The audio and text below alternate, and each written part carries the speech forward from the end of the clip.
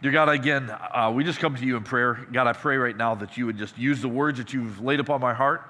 May they be your words and not my words. God, I pray that it is only through the brokenness of my own faith, God, that I'm even able to speak. And so, Lord, I pray that the words that you have today are inspirational, convicting, Lord, challenging, encouraging, Lord, all those things that I know that your Spirit does.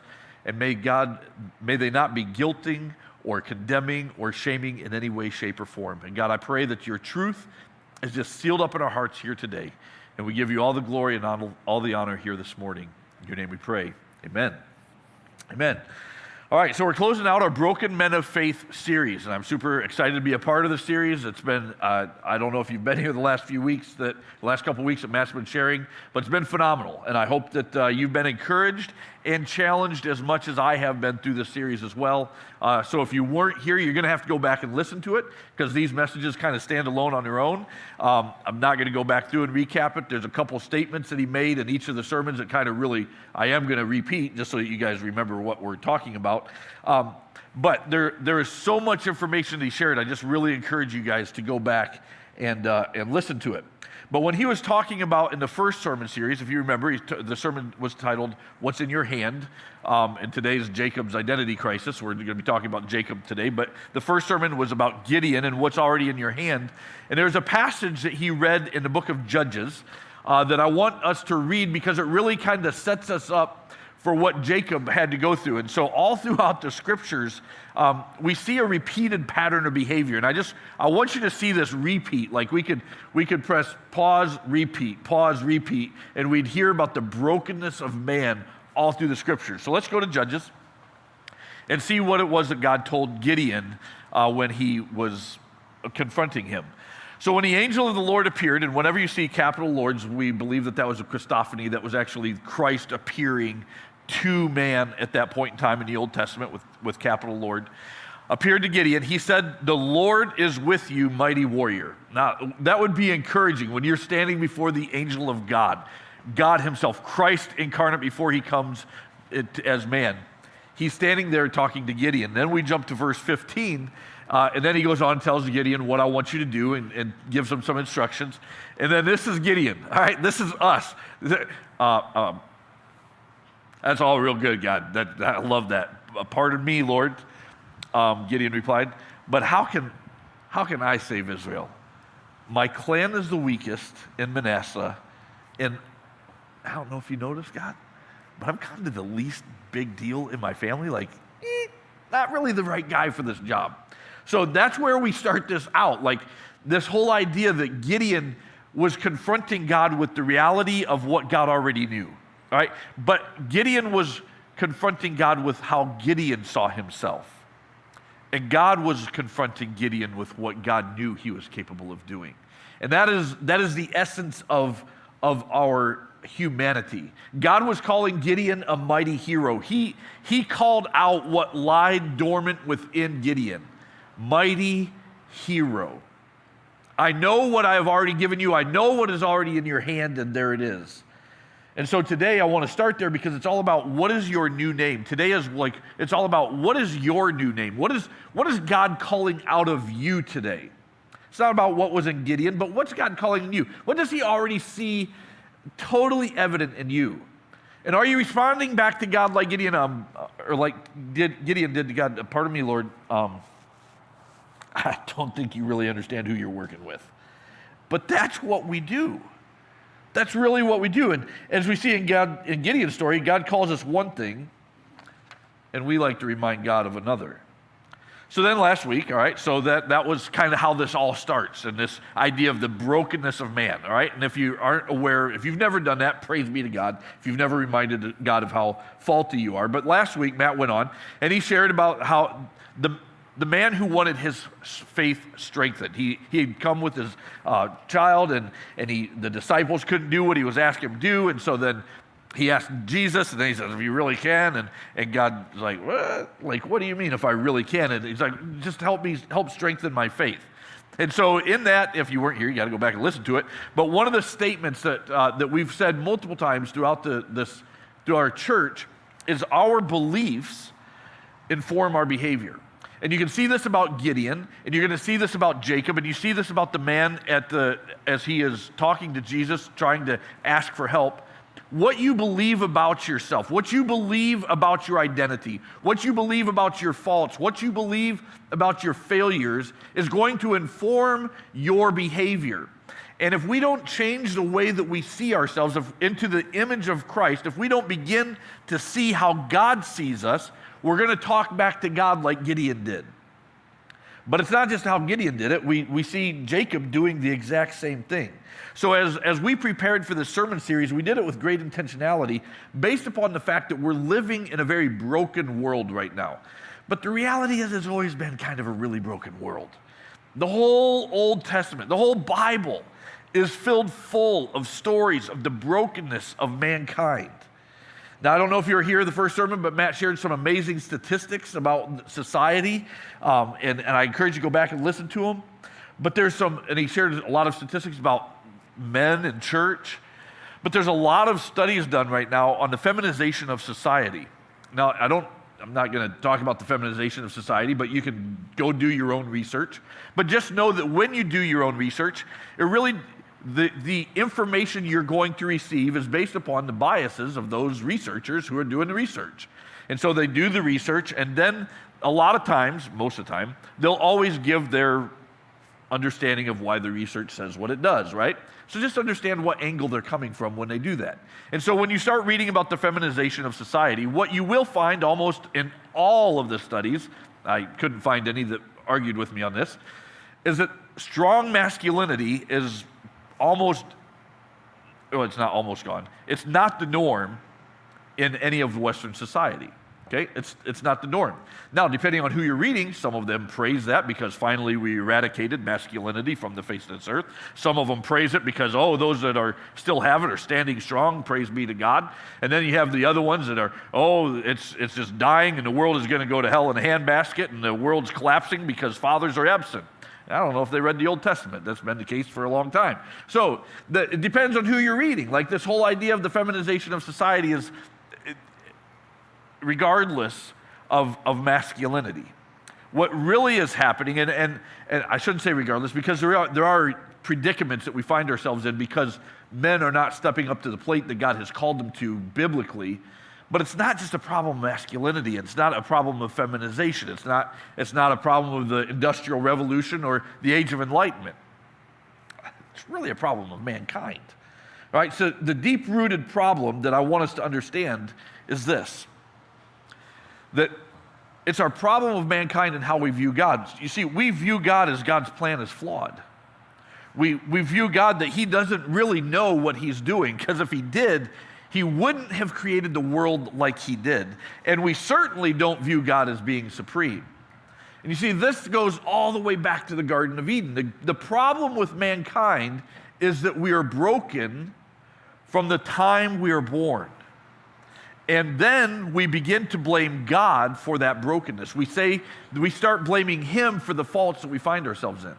I don't know about you, but if you ever get blamed for something you didn't do, there's a propensity within me to defend myself. That was not my fault. All right? It's natural, and maybe some of you guys are better than me and you just take it. I don't know, but I don't really like being blamed for stuff that's not my responsibility or not my fault. Aren't you glad God doesn't do that? Mankind has been blaming God for everything for a really, really long time. And he was really clear in Genesis how he created the world. Perfect. He was also really clear in Genesis that it was man's fault that it became imperfect. And yet we still blame him for all the garbage that goes on. And he created us to be in perfection. And yet because of our choices, because we buy into this lie, go back to that screen, because we think that his plan is flawed, because we think he really didn't know what he's doing, and we really don't believe he's really all that supreme, because there could be some other ways that there are to get to heaven, and God just didn't really mean that, because he's really not going to condemn people that don't believe that Jesus Christ is the only way, because that's not really what God meant when he wrote the Word of God, right? Because he wouldn't do that. Because that wouldn't fit our narrative of a politically correct world, because his plan would be flawed if that's really what he was going to do. You see, this brokenness, this strong, this idea that masculinity is a mess, it's really the fact that mankind is a mess. It really is. And so that's where we're going to kind of see this idea with Jacob, is that the system that God created isn't broken, all right? Mankind is broken. And it's not because God is broken, and certainly not because God is insufficient. It's because mankind starts with brokenness. And that's really where we're at as a church. We want you to understand that when we start talking about God, we have to understand our position on this earth when we come to God. You see, God gave us a choice. When we're born, when we come into this world, He gives you a lifetime of choices. And some of those choices are going to be fantastic, and some of those choices are going to reflect the choices of those that we see in the Scriptures, full of brokenness and depravity and deceit. We were created to be perfect, but He gave us two choices. Follow Him in all of His word, or follow your own way. And that's really what the tree of good and evil was all about. You do it your way or do it God's way. We only had one thing, and that has continued to be the case for the church, for anybody that wants to follow Him. You can either follow my word, or you can try and do this world and this life on your own. But it's really up to you. And we continue to blame God for all the problems in this world when it's just us that are choosing to believe that we can do this somehow differently than how God gave it to us to do. All right? And so I don't know about you guys, but this year has given me a lot of opportunity to make fun of society, and I often joke about how we live in a cancel culture, and it doesn't matter, like, you can get canceled for just about anything nowadays, but it really hasn't changed over the course of time. I don't know if you've ever really noticed this, but the only thing that's different now is we have Snapchat, Twitter, and Facebook, and Instagram. We just let the world know that we've canceled you a lot faster, all right? Well, it used to take Johann Gutenberg and the printing press, all right? So it was a lot harder. We had to set up the stone, and before that, it was a stone and chisel. Wasn't as quick out there. We've been canceling everybody for a really long time, and we've been canceling God since the beginning of time. The minute that God does something we don't like, then it's His fault. That's the brokenness of mankind. And so it's fascinating to me as we listen to people pontificate upon social media about how their pretenses and their arguments about God are so much more eloquent and supreme than anybody else that has ever come before them. It just helps us identify just how arrogant and pompous we as humans really are. It really does. So it just reveals how broken of a society we really are in the world that we're living in. And so I just need to paint this picture. So and there's good news, trust me, there's really good news coming, all right? So we just have to understand just how broken this picture of humanity really is and how good the good news is. I think Matt said it was either in the office or in one of our sermons, the good news isn't that good anymore and evil isn't that evil anymore. And that's really the problem. Evil is still really evil in the eyes of God, and the good news is still really, really, really good news in the eyes of God. We just have watered it down so much on both sides that it doesn't really make all that much difference in our lives. So that's what I want to do when we pick up this idea with Jacob, is to understand that he was born into a broken world, all right? And when we study Jacob, I think you're going to begin to see our pattern of behavior very evident in his life as well. And so if you don't know the story of Jacob, I want to give you a little bit of a backstory before we get into it too far. But the name Jacob was given to him by his parents. If you don't know who his parents are, they're Isaac and Rebekah, all right? And if you don't know who Isaac's parents were, is Abraham and Sarah, all right?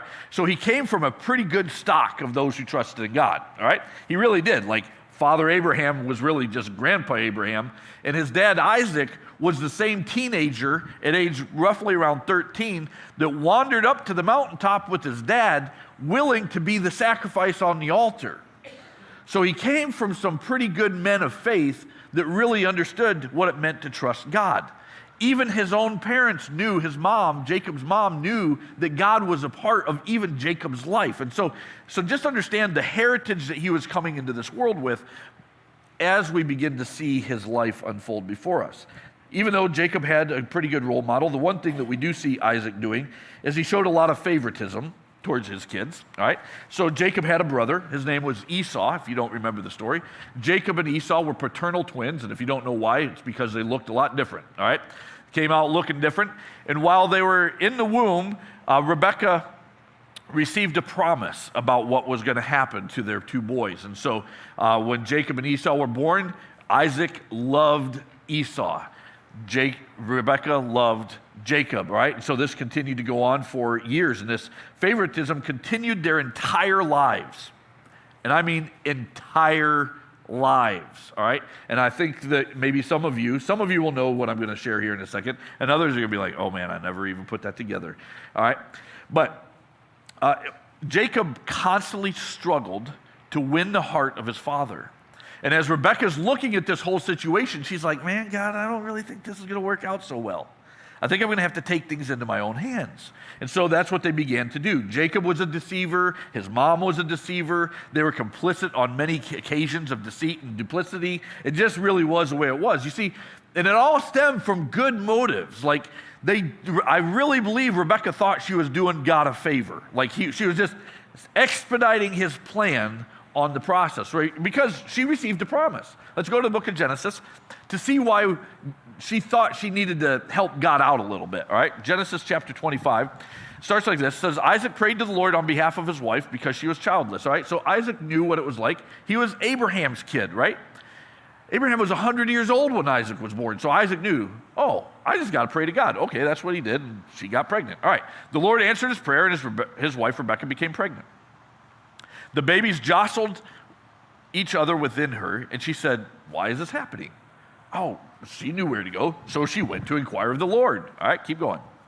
And the Lord said to her, 2 nations are in your womb, 2 nations, and 2 peoples from within you will be separated.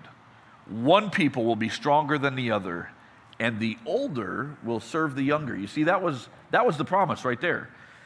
And that was totally inappropriate for the world in which they were going to live in. The older would never serve the younger. Even as twins, first one out gets the blessings, all right?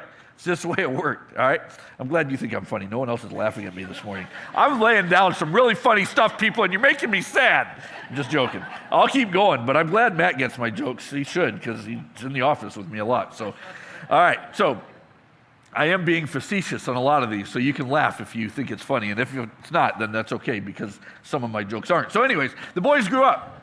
They fought like cats and dogs, and they just didn't get along. And eventually, Esau sells his birthright to his brother, right? And then Jacob steals Esau's blessing as well, not just his birthright, but his blessing. So you got to go back and figure out what that means. But you want to know how old Jacob was when all this happened? I know you're waiting on the edge of your seat for this. He was about 70 years old when all this happened. 70 years old. Yeah.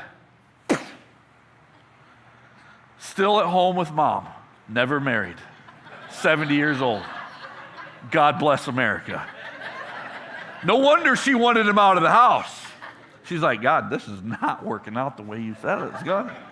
This boy ain't even married yet. I got to speed this process up. So she deceives her own husband. He's blind by now. He can't see anything anyway. So she furries him all up and stuff and gets him in there, and he gets the blessing. And then guess what Jacob does at age 70? He runs for his life because Esau's coming. Esau's 70 years old, married, has his own family, own nation by now, and he's coming after his brother. You stole my birthright, now you're going to steal my blessing? And Jacob runs. He flees back to Laban, and that's kind of where this is at. But we're going to pick up the story from there. But I want you to understand this problem with masculinity is this. It's the struggle of humanity. It's not just our masculinity, it's the struggle of humanity. And the problem is we want to win the approval of others. What was Jacob really wanting? He was wanting the blessing of his father. And that's really what we all want. So many of us are so desperate for affection. We are so desperate for approval of mankind. And if you look at some of the decisions that you've made along the way of life, just ask yourself, was I trying to win the approval of someone when I made that decision? And there's a lot of decisions we make, there's a lot of compromises to our morality that we make in a desperate attempt to receive the approval of others, especially our parents. And that's really what we see in Jacob's life, is he just wanted the approval of his father, and Esau always got it. And he's lived at home for 70 years of his life. And we pick up that story where he's running for his life, and we jump ahead about 3 more chapters, chapter 28, so he's on his way. All right? Esau's coming. He has no wife yet. He's on his way. And let's go to Genesis chapter 8. So as he's running from Esau, going into a new land, starting out on his own, creating a new life, a new identity, finding his new name, this is what happens. He had a dream in which he saw a stairway resting on the earth with its top reaching to the heaven, and the angels of God were ascending and descending upon it. The stairway to heaven, if you've seen those paintings, it comes from here. And there above it stood the Lord, and he said, I am the Lord. Again, capital letters. The God of your father Abraham and the God of Isaac, reminding him of the heritage and the promises that he's going to receive. I will give you and your descendants the land on which you are lying. Again, a repeat of the promise that he gave to Abraham. Keep going. Your descendants will be like the dust of the earth, and you will spread out to the west and the east and to the north and to the south, and all the peoples on the earth will be blessed through you and your offspring. Exact same blessing that he gave to Abraham. Jacob would have known all about this, all right? Keep going. I am with you, and I will watch over you wherever you go, and I will bring you back to this land. Again, promise after promise after promise. I will not leave you until I have done what I have promised to you. This is a promise that God is giving to Jacob. You would think this would be so amazing. Like, I had a dream where God was coming down. All right? Keep going. When Jacob awoke from his sleep, he thought, surely the Lord is in it. You think? Surely the Lord is in this place, right? And I wasn't aware of it. He was afraid, and he said, how awesome is this place? This is none other than the house of God. This is the gate of heaven. He went on to make some promises to God, and a bunch of ifs and thens. If you do this, God, then I'll do that. And you would think this is where Jacob's life really began to change. And you would really think this is where he really began to step into who he was going to become, right? So as we continue the story, he continued to live a life of duplicity. He continued to live a life of deceit and deceiving and being deceived. If you don't know that story, start with Laban. Watch how he marries the wrong person. He wakes up the next morning and is like, man, you're not the woman I thought I was marrying. It doesn't make sense in our heads, right? All right. So he gets 2 wives, and he gets 2 concubines from it, and then he goes on, he has 12 kids, right? And then the rest of Israel is there. But in his life, he just makes one mistake after another. He just makes one choice after another that goes directly against what God has asked him to do. You see, Jacob was a master at living his own life. He was a master at making his own plans. He was a master at making sure that his plans achieved the end that he wanted. He was always taking the control back out of God's hands, even after he had a dream of the stairway to heaven, right? Like, how much more does God need to give him? So then, you read about Jacob, and he's hanging out with Laban, and he has his family, and he builds a kingdom there under his father-in-law's rule, lives there about 27 years, has 11 kids, all right? And that's where we pick up the story next. Now he's about 97 years old at this point in time, okay? And he starts running for his life again. Why? Because now he's running from Laban. Now, it wasn't so much a run for his life, but he really needed to get out of there. And then Laban comes looking for his idol trinkets and stuff like that, and Rachel had stolen it. So we even see in the whole time that he's out there with his new family, he's not leading them to God. He's not leading them down the path of worshiping the one true God. So then he's like, man, I got to get away from Laban. So he starts running again. He's going back to where he came from. On his way back, now he hears Esau's coming after him. He's like, good grief, can't I catch a break? Like, just put yourself in this situation. He's 97 years old. How much more do I got to do? Like, how many more battles do I got to do? So he devises another plan. He takes it out of God's hands. He devises another plan to appease his brother.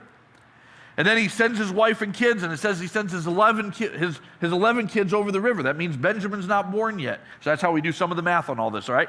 Based on other passages of Scripture. And then he goes and he does he sends them across, and then he goes to sleep again, all right? And that's where we pick up this next story.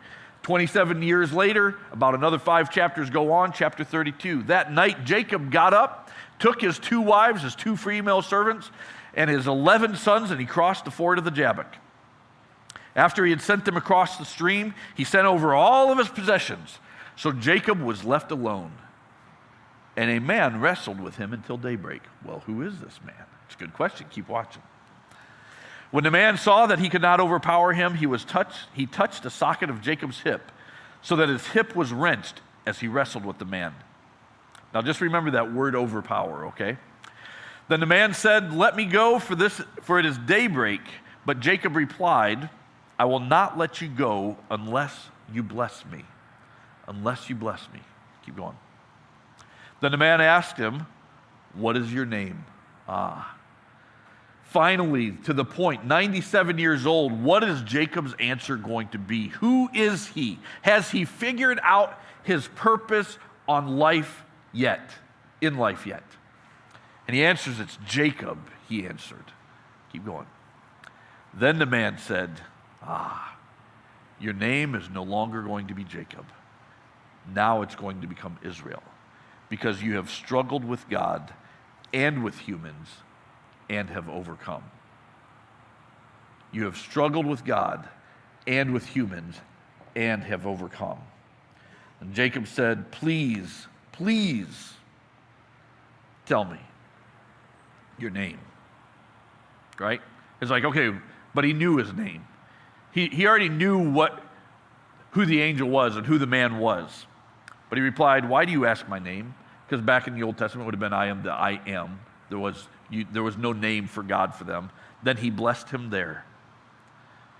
So Jacob called the place Peniel, saying, "It is because I saw God face to face, and yet my life was spared." He knew that God could. That when you read this story, don't think that Jacob actually wrestled God and won. That's not the point of the story. Think more like Cool Hand Luke in the prison yard. He didn't give up.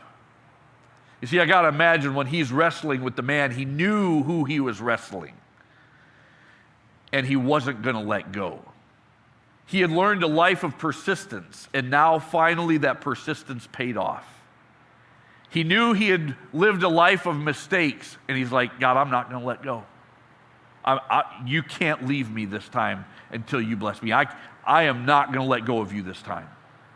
And when God realized, now you have struggled with your humanity enough, and you've struggled with God enough to know who you are, I am going to change your name, and I am going to bless you.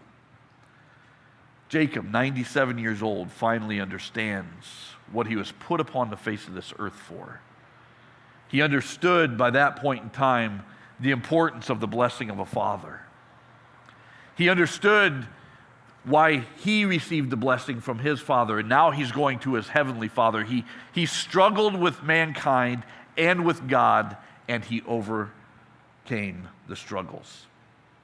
You see, that's where we pick up the story in our own humanity, because we're all in this room in some type of a struggle.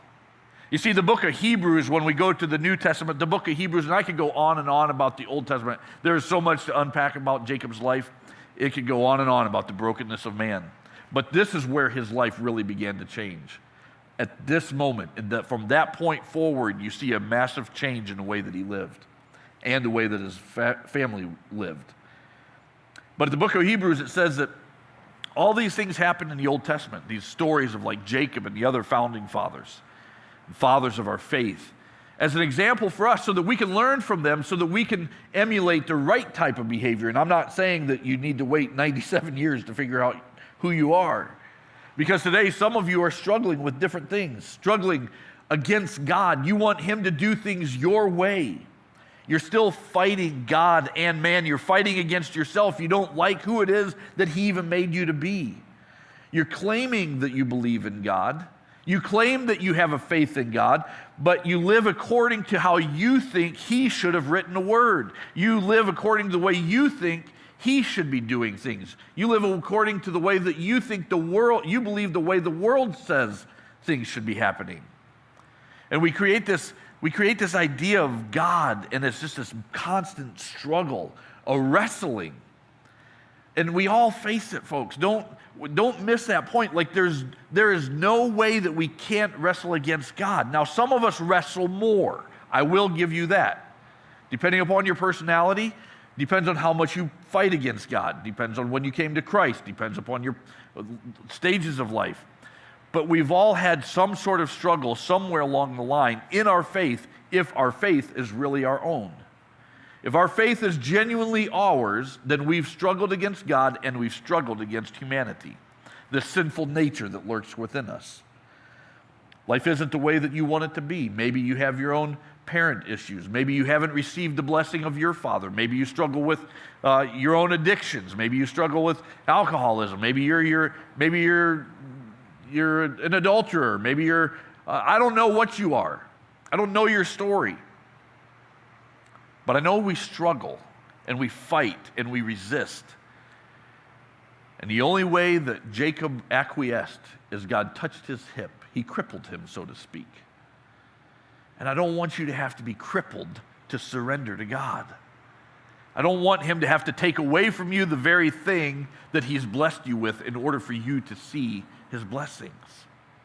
It's painful that way. When we have to fight God like that, it's painful. When we don't see what it is that we are created to be. You see, Jacob was 97 years old before he got his new name and his purpose all figured out. Most of us aren't going to make it that long. We can get this right before then. We can learn from these things, right? I want to go to 1 Corinthians chapter 6, verses 9 through 11. All right, so these are some of the things that we struggle with as society now. All right, do you not know that the wrongdoers will not inherit the kingdom of God? All right, so Paul was writing the church of Corinth at this time, and the church of Corinth had read a lot of the worldly teachings seep into the church, and they were doing a lot of stuff that Paul wasn't real pleased with. He says, hey, don't you know the wrongdoers won't inherit the kingdom of God? Don't be deceived. In other words, don't be deceived by the world's lies. He could have been preaching to us today. Neither the sexually immoral, nor idolaters. And if you wonder, well, I'm not an idolater. If you put anything before God, you're an idolater. Nor adulterers, nor men who have sex with men. Keep going. Nor thieves, nor the greedy, nor the drunk, nor the slanderers. That's anybody who tells a false lie. The swindler, those who make a false deal. None of them will inherit the kingdom of God. Yeah, about that, God. This is Gideon now. It's like, okay, now watch. This is where it all gets good. Look at this. Look at what Paul says. And that, my friends, is what some of you were. That's what you were. That's not what we are. That's not our identity anymore. You were washed, you were sanctified, you were justified in the name of the Lord Jesus Christ and the Spirit of our God. You were washed. You were sanctified, you were justified. The original Greek right there, this is an active verb. Present tense active verb in the Greek language. You are being washed. He is washing you. He is sanctifying you. He is justifying you. It is a part of the process. We can't get off this earth without a struggle against God, but the good news is He's the one doing the work. If it's ever been a painful process in you, then praise be to God, it's because He loves you. All right? That's the good news. The problem, though, is that when we read this, we're just like Jacob, and we run for the hills. It's like, oh, surely this must be a holy place. I'm not fit to be here. I got to go. And that's what, and God's like, no. That's not why I said it. That's not what I meant.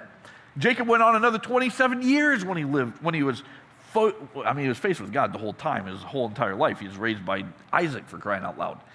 But until he really understood his purpose in life, his identity in life, and what he was put on this earth for, God couldn't use him as Israel until Jacob had finished his wrestle match. And that's where I want to ask you guys.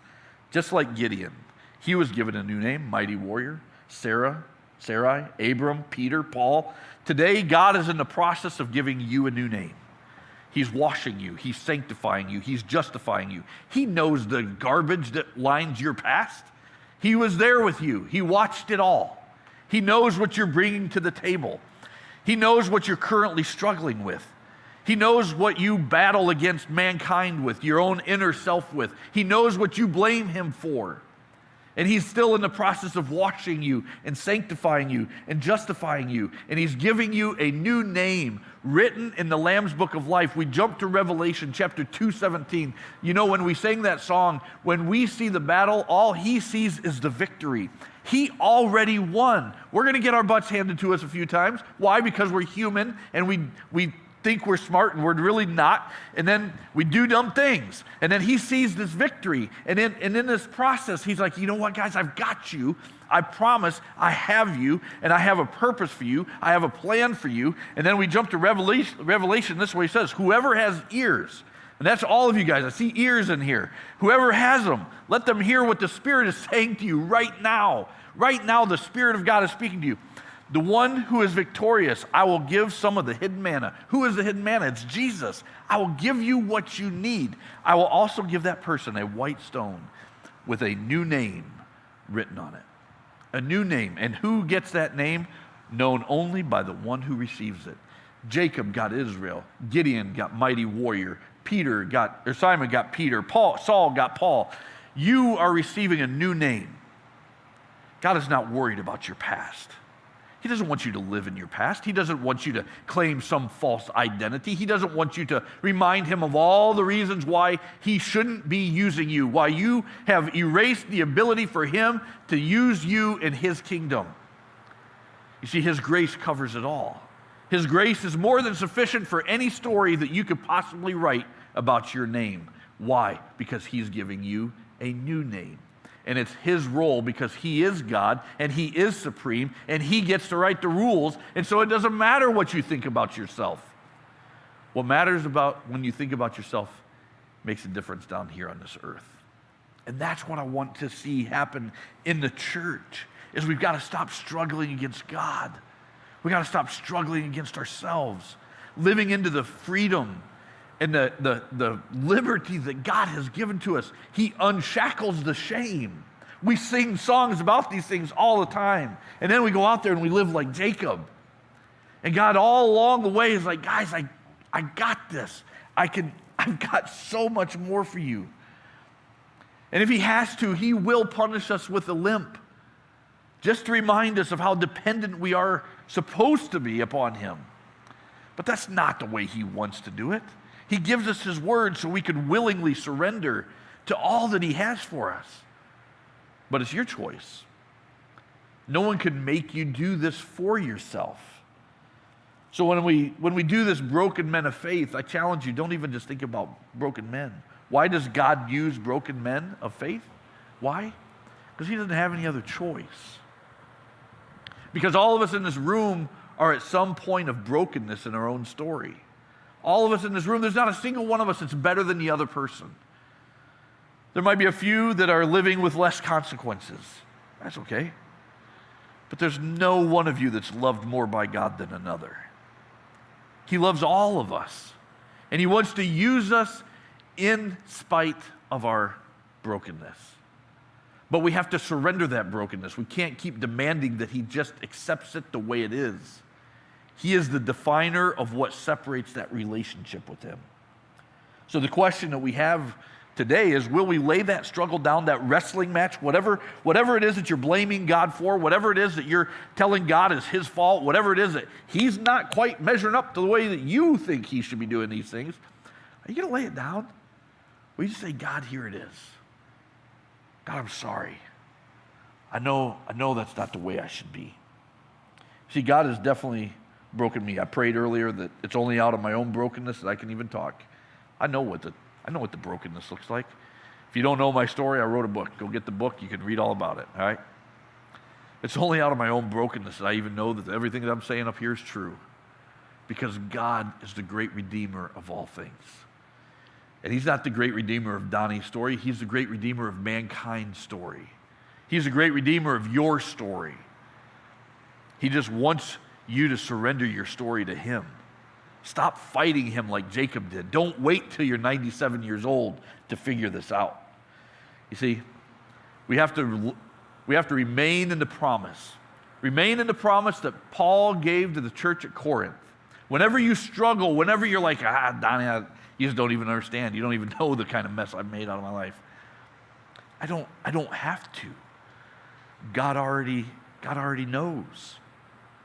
Remember this passage that Paul had the same thing. The church, we as humans, we haven't changed for thousands of years. Our technology has. That's about it. But our problems are the same. We keep hurting each other over and over again. We keep doubting God over and over again. We keep hurting ourselves over and over again. That's the story of man. It's all through the Bible. But this is what Paul reminded Corinthians of, and this is what I want to leave you guys with today. God is washing you. Whatever you're going through right now, He is in the process of washing it away.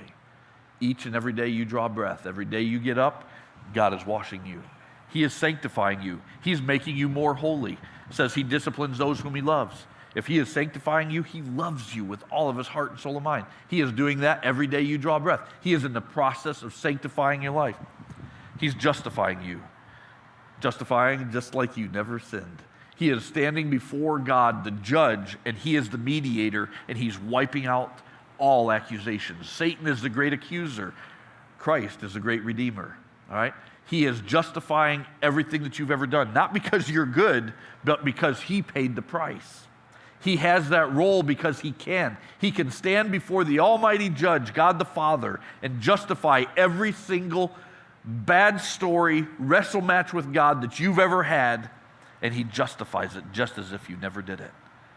Standing before the almighty God. Because when God sees you and you follow Jesus, all God sees is the blood of Christ covering you. And that's why Paul ends this passage in Corinthians. He's justifying you by His power and the power of the Spirit at work within you. His power on the cross, His shed blood is what covers you.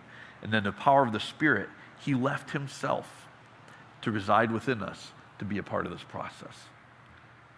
That's the beauty of the brokenness that we get as we walk on this earth, because it's filled full of promise. The question is, will you receive it? Only you can know whether or not you will receive the name that God is writing for you as we speak this very moment. What a beautiful what a beautiful testimony of the power of God. What a beautiful promise. What a beautiful promise that we can all go out those doors knowing that no matter what we walked into those doors with, we can lay it at the foot of the cross and God can redeem it. Let's pray. Dear God, You are truly an amazing God. And Lord, we all have walked in through those doors with various degrees of brokenness, various stories, various baggage. Some of us are walking through a great washing right now. Lord, we are so grateful for the fact that it is a process that You are doing, that Your loving, grace-filled, merciful hands are doing the work. And God, we just surrender it to You. So God, right now, if there's anyone in this room that has never given their life to You, God, I pray that first wrestling match is done. That today would be the day that they say, Lord, I want to give my life to You. I just want to surrender that to You. In fact, right now, if there's anybody in this room that's never given your life to Christ, just slip your hand up. I want to pray for you this morning. If you want to make that decision, you're like, you know what? I have never, ever committed my life to Christ, and I'm tired of fighting them. If that's you this morning, just slip your hand up. I'll pray for you real quick. And I won't ask the rest of us who's struggling this morning. God, I pray that You would help each of us to just lay our struggles down at the cross. Forgive us for picking them back up, for clothing ourselves in our humanity yet again and declaring that as our identity versus You as our identity. Lord, may we surrender ourselves to You, putting off the shame and the guilt and the condemnation of our depravity, and put on the clothing of the righteousness of your splendor, God, that we would just surrender ourselves to You and what You've done in our lives. God, forgive us for our struggles. God, You know there are many. Lord, may we glorify Your name in all that we say and do. And all God's people said, amen. Amen, amen.